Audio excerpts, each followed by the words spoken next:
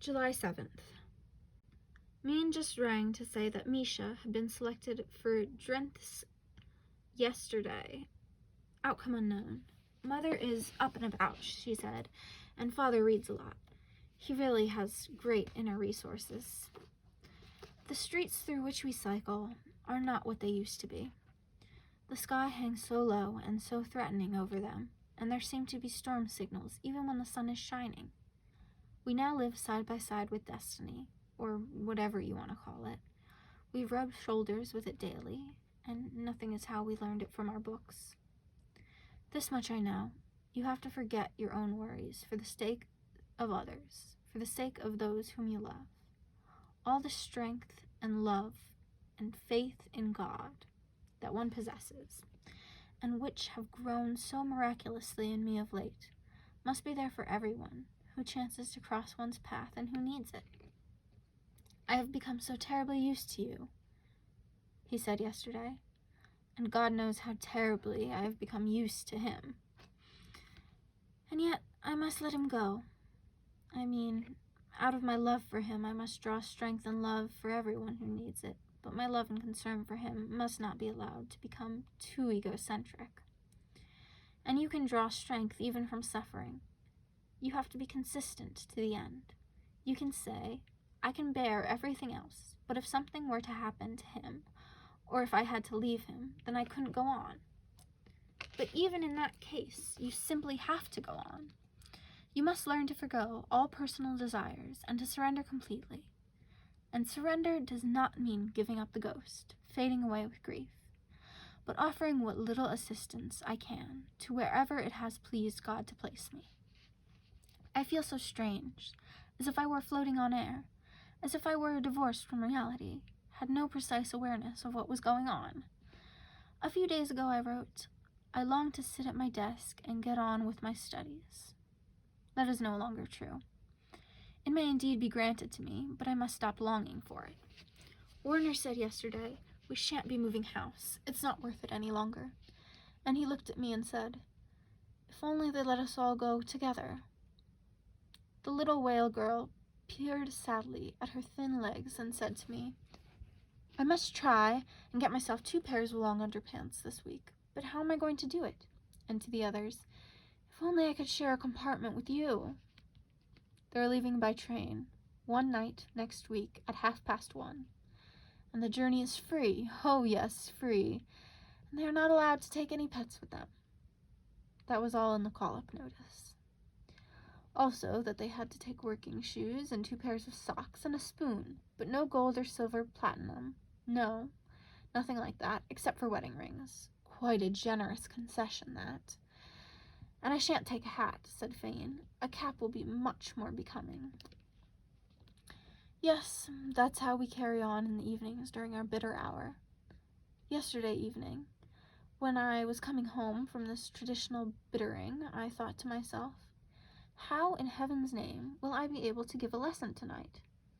I could write a book about that hour and a half, with Van Wermerskesken with her sleek boy's head and her big challenging blue eyes.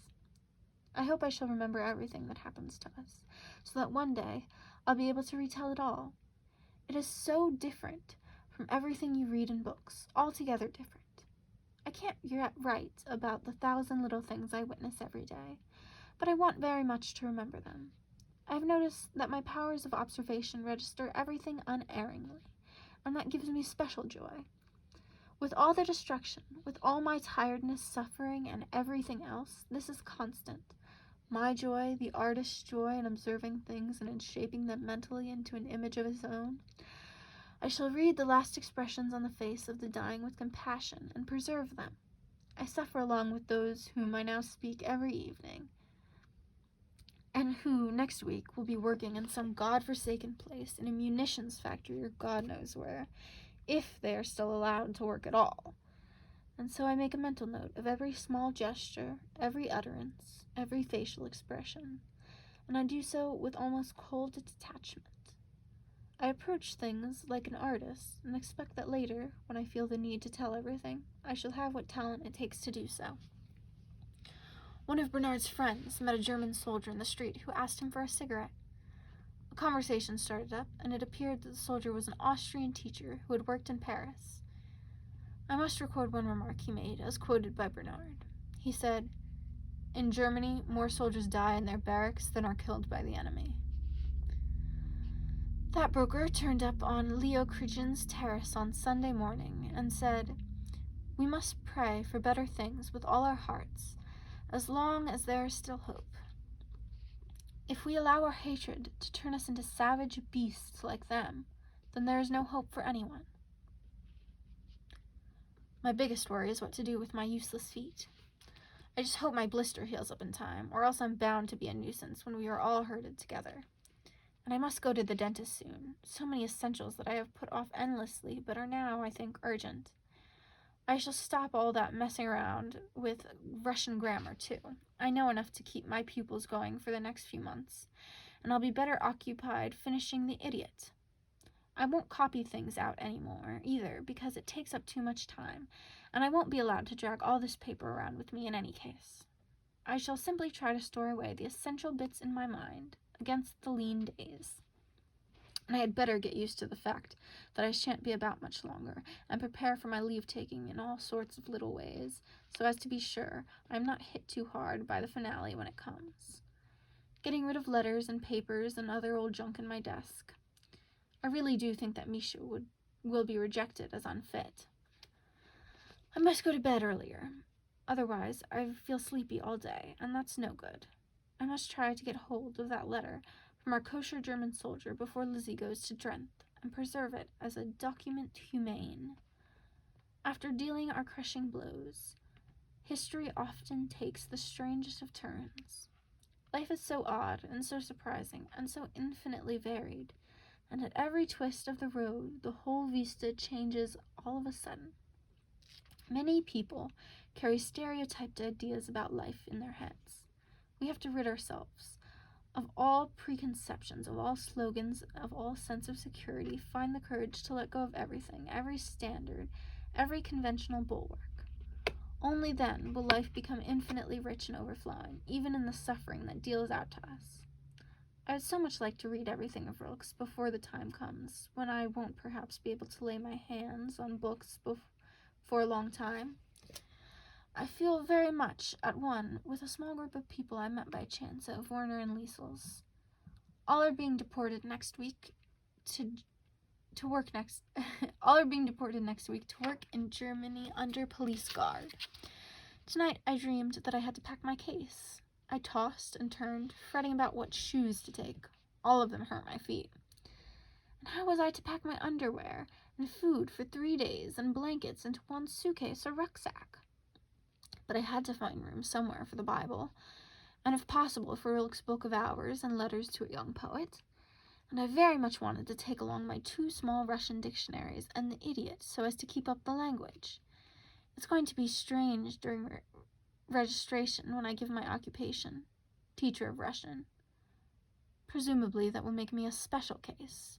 For all I know, they might decide to make use of my linguistic expertise once I'm in their clutches, in which case I could still end up in Russia, although God alone knows by what circuitous route. Perhaps I shall be allowed to keep a few of my notebooks. I want to have them, if only for the sake of quotations, and to see if I have remained true to myself. If they let me, I want to hold on to these words from Malt's diary as well. Quote, "It was his task to discover existence in this fear and trembling, in this merely apparent squalor which attaches to all existence. Choice and rejection are no longer at hand." End quote. And a little further on, quote, "But don't think I am feeling dejected here. On the contrary, I am sometimes surprised to find how readily I exchange all my expectations for the reality, however harsh it may be." End quote. Well now, let's put a lid on all today's tumult, and I'll have this evening to myself in peace and quiet concentration. A yellow tea rose on my desk is flanked by 2 small vases of violets. After our regular evening conversation with the others, S looked utterly worn out and said, "How on earth did the Levis stand it?" I can't take it anymore. I feel almost awful.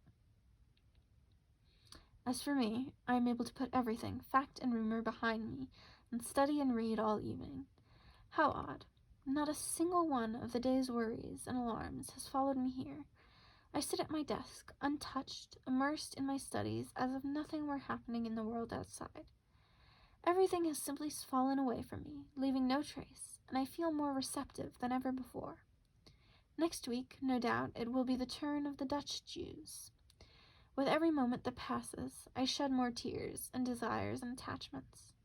I am ready for everything, for anywhere on this earth, wherever God may send me, and I am ready to bear witness, in any situation and unto death, that life is beautiful and meaningful, and that it is not God's fault, and things are as good, and it is not God's fault that things are as they are at present, but our own. We have been granted every opportunity to enter every paradise, but we still have to learn to handle these opportunities. It is as if I shed further burdens from moment to moment, as if all the divisions there now are between men and nations are being removed from me.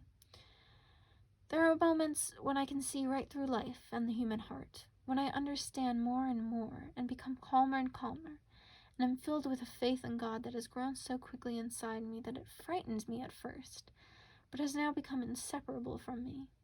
And now to work. First, some Jung from the unconscious in normal and abnormal psychology.